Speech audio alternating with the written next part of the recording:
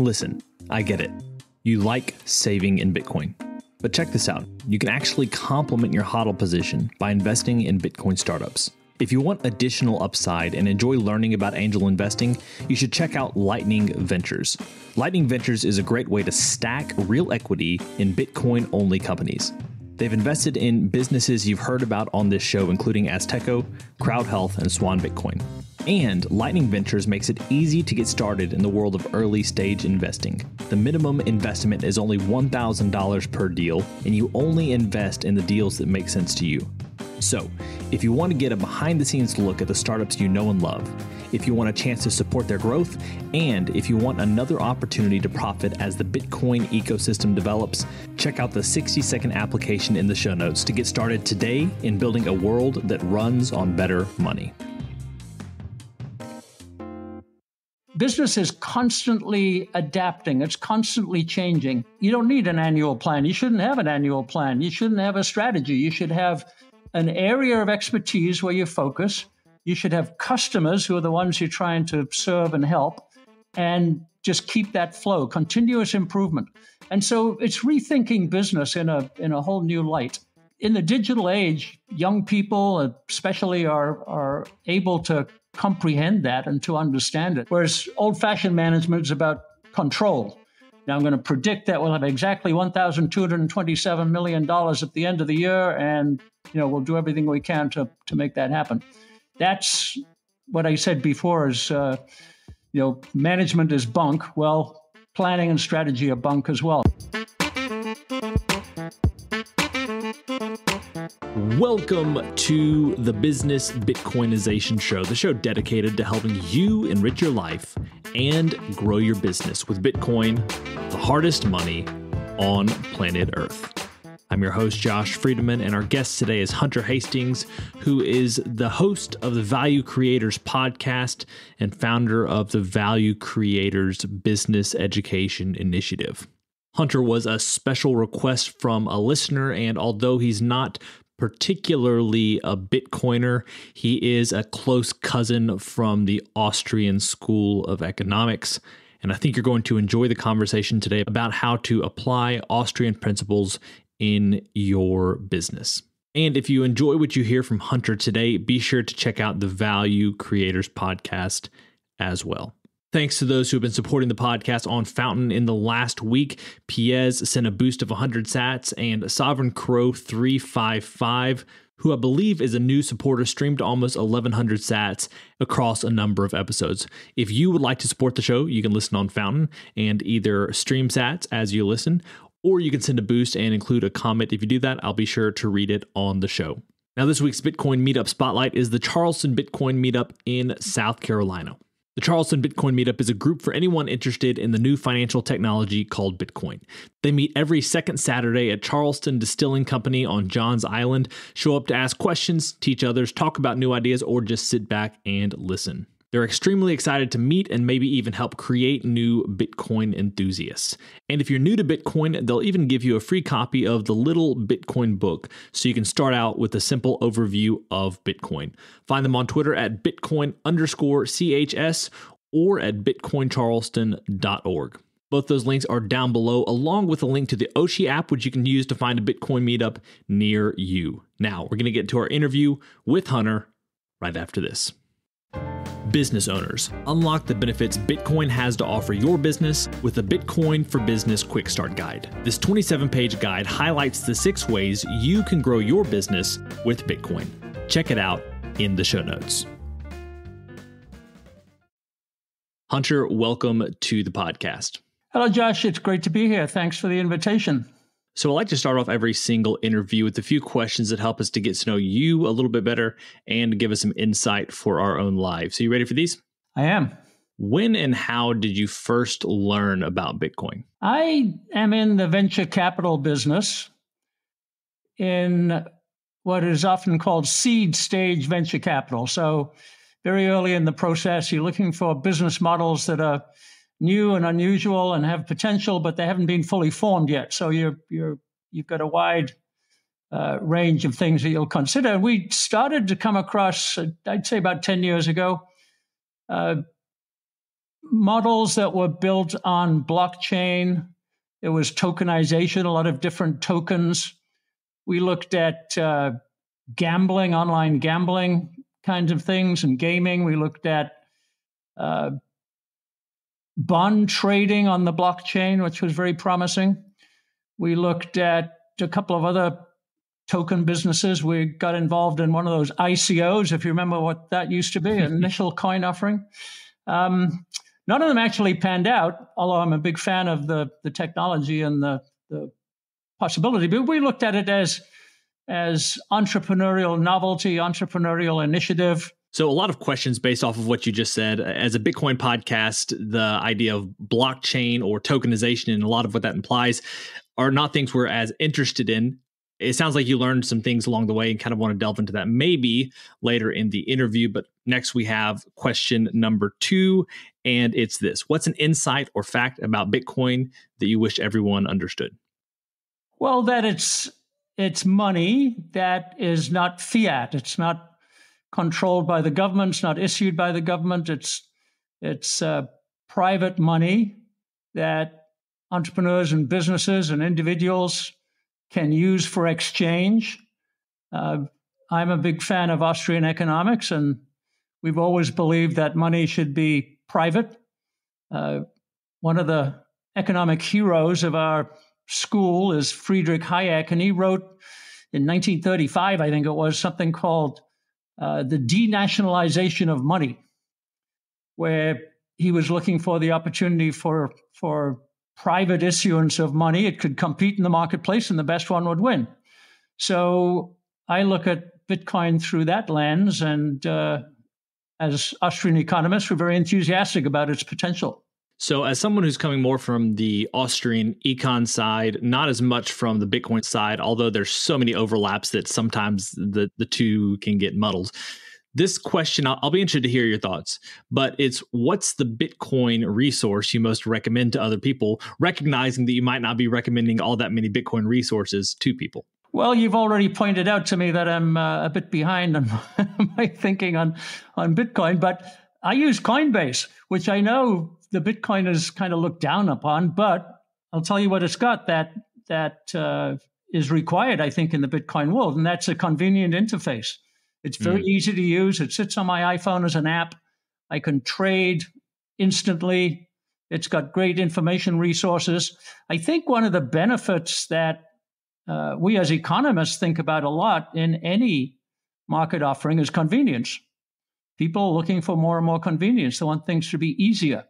And from my layperson's point of view, Bitcoin hasn't achieved that level of convenience, but Coinbase is just fine. So that's what I use. Question number 4. This goes outside of Bitcoin, as does the final question. Question number 4 is this. Beyond Bitcoin, what is a resource, tool, or idea that's been helpful to you or your business recently? Well, I'll tell you the idea that I'm pursuing mostly now, Josh, is that there's no such thing as management. As you think about a business and you think about everything we've been told in the 19th and 20th centuries about management, which is kind of a control function, you know where you're going, you're doing planning and strategy, you're allocating resources. Well, it turns out all to be bunk. It's business is a evolving system, and there are certain things you can do that are entrepreneurial, creating new experiments to find out what happens. But management is not the tool. Experimentation is the tool. And so we try to use that in business and in our business education to look at what is the new form of management going forward in the digital age. Very interesting. And finally, we have our final, what we call our arbitrary but insightful question, and it's this. As a general life principle, is it better to ask why or why not? Well, I have an easy answer to that. That's why not is the question to ask, because there is no why. And I think that's one of the the great philosophical, historical questions. We try to understand causality. Why do things happen? Why does X cause Y? Well, X doesn't cause Y. Everything is evolutionary. It's what they call in systems theory emerging, and you can't control emergence. What you can do is try new things, try these experiments that I was talking about. And so you always ask yourself, why not? Why shouldn't I try that? Why shouldn't I do this? Why isn't X possible? So why not is definitely my answer to that question. Meet Linkster, your premier Bitcoin-focused advisor. Linkster caters to businesses, institutions, family offices, and high net worth individuals. They merge your unique financial goals and needs with Linkster's Bitcoin expertise to craft your own sustainable plan to preserve and grow the value of your hard-earned profits and retained earnings. At Linkster, it's not just advice, it's tailored execution. Connect directly with the founder by visiting linkster.com. That's LYNCSTER.com. Linkster. Secure your future with Bitcoin. Today's episode of Business Bitcoinization is proudly brought to you by Velis Commerce, where the future of business technology meets Bitcoin. As we journey through the era of Bitcoin and its transformational impact on businesses, there's one name that stands out: Velis Commerce. Whether you're looking to build a cutting-edge website, a seamless mobile app, or custom software, Velis is your go-to team. They've been diving deep into the world of Bitcoin since 2014, making them one of the most experienced groups for integrating Bitcoin and Lightning payments into a variety of digital platforms. But here's what truly sets them apart. Velis Commerce doesn't just build. They bring a wealth of knowledge to ensure your project's success from day one. Their team understands the nuances of Bitcoin, ensuring that your business stays ahead of the curve. And for all business Bitcoinization listeners out there, Velis Commerce is offering a free consultation to kickstart your project the right way. So if you're ready to future-proof your business in the coming age of hyper-Bitcoinization, head over to veliscommerce.com or reach out on Twitter at veliscommerce. Let's make sure your business thrives in the Bitcoin era. All right. Well, Hunter, we're here today to talk about you and some of your projects. A listener requested you come on to the podcast, and I'm happy to take recommendations. And so here we are. And I think one thing that would be helpful is to also talk a little bit about Austrian economics and how that should be influencing the way that business owners think. And I think maybe part of what you would say, and this is jumping the gun perhaps a little bit, is that if you're operating a business, you probably already have some Austrian economic bent without necessarily even realizing it. But before I make too many presumptions, maybe share with us a little bit about who you are and some of the things you have going on, specifically as it relates to helping businesses. Well, the field that I'm trying to develop is what we call the application of economics to business. And this term Austrian economics, it's horrible branding, Josh. If you're trying to start a process of getting people to understand proper economics, then you wouldn't call it Austrian. If you Google Austrian economics, you get things about Austrian Airlines and Vienna and those kinds of things. What it is entrepreneurial economics, the driving force of growth and expansion and prosperity and well-being is entrepreneurship, which means individuals finding customers, finding what is typically called needs. It's not really needs. It's that they have this suspicion that something could be better. And the entrepreneur says, I can help you with that. I can find you something better. And they come up with an experiment we call the value proposition. And they test it in the marketplace. The marketplace selects, and things get better and better and better. And that's free market. It's individuals helping others. We talk about the entrepreneurial ethic. I help you make your life better, and then I get a reward in return. I get profit, and I get to reinvest that, and my business gets to grow. So we're trying to apply that at every scale, not entrepreneurship as starting a new business, but in every big business, every business of every kind. We also look to barriers to entrepreneurship, and that's things like obviously government regulation, but also bureaucracy and financialization. You know, the stock market is a casino. It's not really creating value for a lot of people. So we're trying to apply that broadly, and we're going to do it through business education. So this program we call The Value Creators, it's a podcast right now. We're trying to make a podcast into value creation. We'll launch online business courses next year. And ultimately, we'd like to develop a business school that teaches economics and business as it should be taught, as opposed to how it is taught today. So that's a long-term project, but we're enthusiastically working on it. I love it. So maybe if you would share with us about the Value Creators podcast, as well as where this idea was born from, because I was more aware of the podcast, not as much your longer-term vision, and I love the sound of it. Well, we started off with a program called Economics for Business, which was sponsored by the Mises Institute. with this very idea of applying Austrian economics in business, reaching out and getting people to understand that way. It was decided that the institute should focus on academic research, and so it's going to do that. So we've created another institute, we call it the Kingman Institute, to work on this applied economics. So the podcast used to be Economics of Business. There were 215 episodes of that, I think, and now we've just started calling it the Value Creators. So it's just a rebranding. But our ambition is still high and unbounded, and we're continuing to go in the same direction. So the idea is to take this theory, we talk to a lot of our economics professors, and then show it in application, where we talk to a lot of entrepreneurs and business owners and business leaders. So that's our pattern, continues to be our pattern. And then when we launch our online business education, we'll delve more and more into how this works in business as entrepreneurship at scale. It's not, as I say, startups and small businesses, but it's economics at scale. Would you say that a lot of the people that you have on the podcast are interested in Austrian economics or somehow employing those tactics in their lives and businesses right now? Or are you more interested in simply talking to people who are business owners or can help business owners think through how to create more value for their businesses? Yeah, the entrepreneurs and business owners and leaders that we talk to really don't know Austrian economics, nor should they. But they're interested in the principles. And so we're being deductive in the sense of, look, this is how successful businesses work. And those principles, the principles behind that are Austrian economics principles. So one of them that is very prevalent today is customer first. So you see that in a lot of different businesses. There's a way of approaching business that the Chinese talk about called ren den hoi, which is zero distance to the customer. Just know your customer as well as you can. There are others that, customer first and customer centric. Well, that is Austrian economics, that the customer is the driver of change. It's their desire for something better, which provides the energy in the system. So if you're closer to them, if you understand them better, then you can better develop your business. And how do you understand that? It's what Austrian economics calls subjective value. Value is what the customer thinks it is. It's in their head. And so what you try to do is get inside their head. There's a fancy term for that called empathy.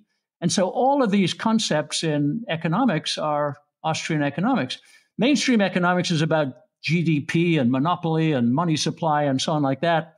That's not very useful to businesses. So it's kind of reverse psychology, Josh, that they understand how business works. They're delighted to find some new tools that they can use, and we can provide them with that. And then they discover, hey, that's Austrian economics. So that customer-centric approach, I think a lot of business owners intuitively know that's important. They don't necessarily think about it in the terms that you've just laid out for us. Are there any other insights or thoughts, things that you think that business owners should lean into a little bit more and maybe think about a little bit more specifically or directly than they have been? Well, one of the concepts we use a lot is business as a flow. And again, that's the opposite of what's typically taught in business schools. You have targets and you have plans and you have strategies and you have allocation decisions and you have budgets and that kind of thing. And that's not how business works. It's this flow of know-how. The customer know-how is, I know what I want and I know what could be better. And the business know-how is, I can build that app or I can write that code or I can deliver that service or I can provide you with that healthcare. And it's this constant flow between the customer and the business. So business is constantly adapting. It's constantly changing. You don't need an annual plan. You shouldn't have an annual plan. You shouldn't have a strategy. You should have an area of expertise where you focus. You should have customers who are the ones you're trying to serve and help, and just keep that flow, continuous improvement. And so it's rethinking business in a whole new light. And I think in the digital age, young people especially are able to comprehend that and to understand it and very comfortable with this constant adjustment. Whereas old-fashioned management is about control. Now I'm going to predict that we'll have exactly $1,227 million at the end of the year, and we'll do everything we can to make that happen. That's what I said before is, management is bunk. Well, planning and strategy are bunk as well. So think about flow. That's the attitude we try to develop. So when you say flow, you're talking about that experimentation you were talking about earlier. Be flexible, try new things. Maybe if that's the case, what are some ways you've seen this work effectively in businesses? Are there any examples that you could provide? Well, actually, Amazon has been a great example of that in the past, where they're constantly trying new things. Jeff Bezos said in a lot of his investor letters, hey, we're not going to have consistent earnings. We're going to have lots of experimentation. It might take years. The other thing that I think the new generation came up with is this idea of A/B tests, that instead of trying to make decisions through surveys or other kinds of models, if you've got a choice, run an A/B test. You don't know, and in fact, you don't really care which one, A or the B, comes up as the right answer. You just run lots and lots and lots of A/B tests. So I think that came out in digital marketing. I think Google were the first ones to do that. Now it's pretty general. So think of life as an A/B test and just keep running lots and lots of A/B tests. That's the way to do it. Now, what you described in these last couple of examples, focusing on the customer, being maybe a little bit more interpersonal, as well as experimenting, those are things that I think they're harder to do at scale. Is that a wrong way of looking at it? Or is it true that it's harder to employ Austrian economics at a massive level? Well, I tell you where I'd start with that, Josh, is I question the idea of scale. It's an old-fashioned economic concept. It came from economies of scale. The more you make, the lower the cost can be because you accumulate knowledge and you get better and better at making things over time. Well, we're not making things anymore now. It's all digital. So scale is really a network concept today. It's about the number of connections you have. It's infinite, right? There's only 7 billion people in the world, but there's many, many more connections than that. And so, no, it's not harder to do at scale. The challenge is you can't build scale. Customers give you scale. So, you look at some of the adoption curves that have happened recently, that I'm sure you've seen those curves where the adoption rates go to the sky. It happened with TikTok. It happened with iPhone. It's now happening with ChatGPT and AI. So customers give you scale. And that's one of the things I think about in the Bitcoin world. Why isn't the customer giving us scale? And that's a challenge to be met. Could you explain a little bit more about what you mean by that? Because I think this is a valuable thing for people who have Bitcoin specific businesses to consider. So what do you mean by that? Well, I'm a big fan of Bitcoin conceptually, and I'm sure many people are. And if we had more opportunities to use it, more connections, if you want to put it in those terms, and if it was easier to use, then more and more people would adopt it. But I'm not a knowledgeable person in the Bitcoin world, but for whatever reason, that hasn't happened. So I think you've got this pent-up demand out there, at least conceptually. Lots and lots of people would prefer to use Bitcoin. I'm sure Argentinians would, right? We're all excited about what's happening in Argentina, and some countries are experimenting, but it hasn't happened yet. Why hasn't it had the adoption of ChatGPT or TikTok? And I think the answer to that is what I talked about before: convenience and the number of connections. So I love it that you're encouraging businesses to use Bitcoin. You're finding new ways to do that. As more and more happens, hopefully there'll be a tipping point. But it may be regulation that's the problem. Again, I don't know enough about it. But boy, I think we've got so many user interface, UX experts around the world. We've got so many marketers. We've got so many ease of use experts that there may be something on that front. Yeah. And just to be clear, the reason I was asking that was not to push back or to call that into question. I agree with you. I think it's helpful to have I wouldn't even necessarily say it's an outside perspective, but someone who's not as focused on Bitcoin looking in saying, hey, these are some things that I'm seeing from, we'll say the outside, that might be worth considering. I think a lot of businesses are thinking about how can we make adoption easier, et cetera, et cetera. But even for the local business owner who's looking to accept Bitcoin, there's a lot of connections that need to be made there in order for anyone to be interested, especially in a less populous area.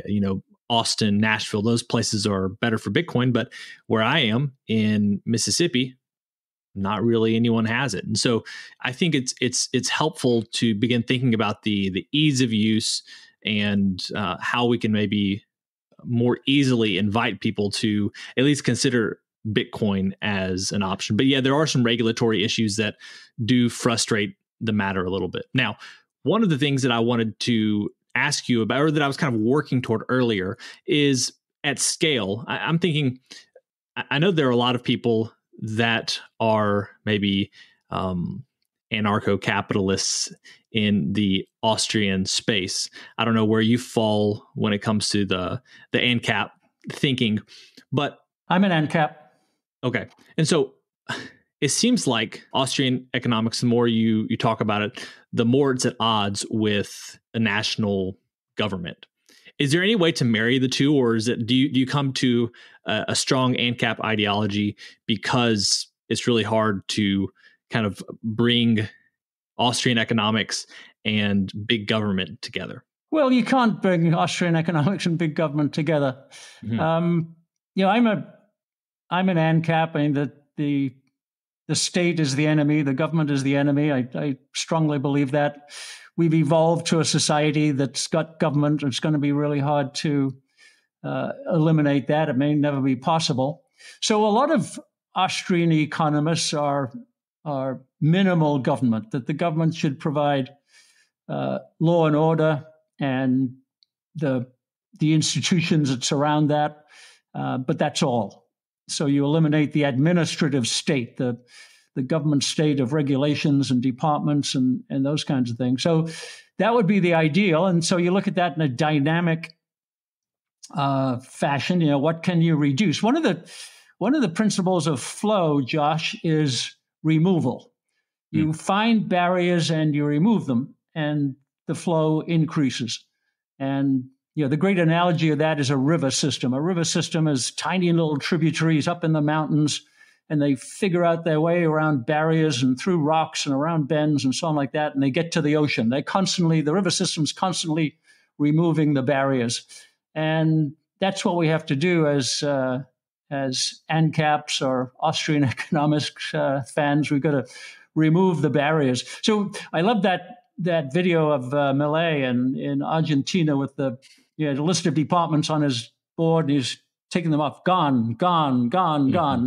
That's what we have to do. That's some elements of Trump are like that. So we've got to hope that we'll find people who can dismantle government as opposed to strengthen it. The questions I'm about to ask you could take us down to a far-reaching rabbit hole conversation. So, and maybe it's impossible to keep them kind of surface level. One thing that I think a lot of people wonder about, and I'll also say that there are a lot of people in the Bitcoin space that aren't fans of big government, but that I'm not as well versed and I haven't thought through as much, is what would an ANCAP end state look like in America? And the second question there is, how would that, whatever it looks like, stand up against larger nation states that still exist as dictatorships or whatever else it might be? A lot of people might be thinking about China for this, but how does whatever America would become, how effective would they be at standing up against more centralized powers? Well, there's two concepts there, I think, Josh. One is decentralization, which you hinted at. One of the ways out of the current impasse is to decentralize from a federal government to state governments and city governments. I'm a big fan of the city-states of the Middle Ages, which seem to fare quite well. And so you reduce government by decentralizing it into units, smaller and smaller units. Now, will those smaller and smaller units want to get into a confederation for some kind of shared defense against some perceived enemy like China? It's possible. So we would say a private company could do that. Boeing would be perfectly happy to build a defense system, whatever the equivalent of the Iron Dome is in the U.S., and charge free market prices for doing that. And the consumers who lived in these decentralized units would be happy to pay that fee. And so the market would provide the solution. So that's theory, obviously, but there's no barrier to thinking that those things are not compatible with each other. That could work. And then the idea would be that a confederation would likely be strong enough with the right tools to withstand any altercation or aggression from a more centralized power. Right, depending what that is. I mean, that's certainly you could build the Iron Dome defense against missiles and that kind of thing. I don't know what you could do about cryptographic attacks and those kinds of things. I'm not well enough versed in it, but yes, there's no reason why not. There's access to technology and access to those kinds of services doesn't change just because you're smaller units in a confederation. I feel like in conversations like this, very few people will give that directive an answer. So I appreciate it. Maybe that hasn't been your experience, but I feel like as I've heard ANCAPs talk on a lot of Bitcoin podcasts, that type of direct answer isn't as forthcoming. So I appreciate that. Maybe one way we can finish up is to talk about any reflections you might have from the blockchain tokenization investments that you've made. There are a lot of reasons that things have gone under in the last few years, and it looks like we're right at a new Bitcoin bull run that could last for a long time. Anything can happen; things can fall down again, but the energy is different now for sure. I guess I'd just be interested to hear your experience from those investments and how that might have shaped how you think about the Bitcoin space, maybe the larger crypto space in general. Well, as I said, I looked at Bitcoin through an entrepreneurial lens. I was excited that there were lots of experiments going on. The fact that the ones that we bet on weren't successful, that's neither here nor there. You want lots of experiments and you want to see progress. I'm of the feeling, or at least the amount of knowledge I have, which isn't much, is that we haven't advanced far enough. Everyone talks about the price of Bitcoin. I mean, I've ridden it up and down. I think my first Bitcoin acquisitions were in the hundreds of dollars. So I'm very happy that it's 42,000 or whatever it is today. But I've also bought some at higher prices and ridden those down. So, but that's speculation, like gold. It's, that's just a dead end. So where's the business Bitcoinization, which you're trying to advance, Josh? Why isn't that happening at faster speed? So let's do more experiments. Let's find out more. Let's find the entrepreneurs of Bitcoinization that will advance us forwards. I'm kind of disappointed that it hasn't advanced further and faster than it has. So when it comes to the advancements, do you buy into the idea that it's good for a base layer of value to move slowly? I'm just thinking through here. It seems like there's some value to not moving too fast. You can look at the last 14 years and say Bitcoin's moved incredibly fast. It seems like there is a progression going on though, where people are beginning to trust Bitcoin as a store of value, but there are a lot of things that need to be built on top of it in the future to kind of have a fully built out Bitcoin based ecosystem. So do you feel like it's important to establish that confidence in Bitcoin as a store of value before it progresses on, or would you rather kind of see everything develop at the same time? Yeah, I'm all for speed, Josh. I think we've seen exponential growth in innovative new businesses, and you can build the infrastructure as you go. So again, to use Amazon as an example, Jeff Bezos started out selling books and packing them up in his garage, and the internet was just a way of ordering. Now you look at Amazon and it's a global warehousing and distribution system. It can buy and sell anything. It's got AWS. That that was exponential growth without being planned. A lot of that was just experimentation, which led to expansion.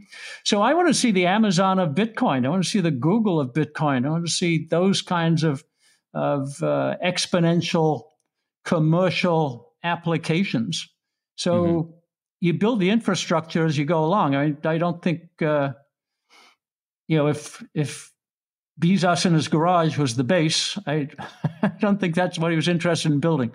He was going to build AWS, except he didn't know what AWS was when he started out. So, no, I think we need to find the exponential growth pathways. My assumption is that the Amazon of Bitcoin will one day be Amazon or something very close to it. I think that it will be integrated into all sorts of businesses because it's money. Right. There are a lot of cryptos that try to be fancy and be a bunch of things. But I will say that even though the companies aren't as well known yet, the amount of building that is going on right now, where in 5 to 10 years, there will be significant services out there that anyone can use. The interface is great for people. They're coming, but yeah, I understand that it's been a slow process, and it will be exciting in the coming years, I think. That said, thank you for sharing those insights today, those thoughts, encouragement, pushing people to improve the customer experience, because to your point, the customer has to see the value in the product or they're not going to come to it. Any final thoughts before we finish up today, or places you'd like people to go to keep up with you and your work? Well, thanks for asking. Our website is thevaluecreators.com. You can find the Value Creators podcast on all the usual podcast platforms. And I think the next step, Josh, should be for me to host you and fill in my knowledge and the knowledge of our listeners about what is happening in the world of Bitcoinization in business. I know you have a lot of initiatives. You encourage a lot of entrepreneurs. You're running those experiments, and I'm probably not aware of them, and others probably not as well. So let's increase the awareness of what you're doing. Sounds good. Well, Hunter, I thank you so much for your time today. It's been a pleasure. I've enjoyed it very much. Thank you. Well, friends, it's a wrap. Thanks so much for listening to this episode of the Business Bitcoinization Show. If you want to reach out to either me or Hunter, you can find those links down in the show notes. Definitely check out the Value Creators podcast, and I'd love to hear your feedback on this episode.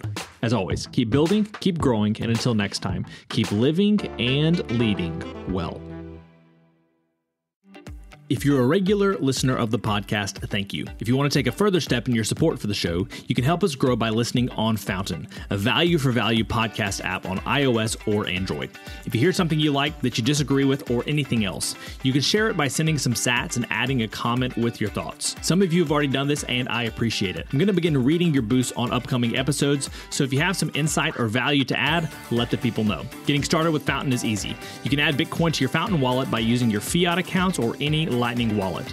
And one of my favorite features is that once you're using the app, you can earn sats just by listening on Fountain. Check out the link in the show notes to get started with Fountain today.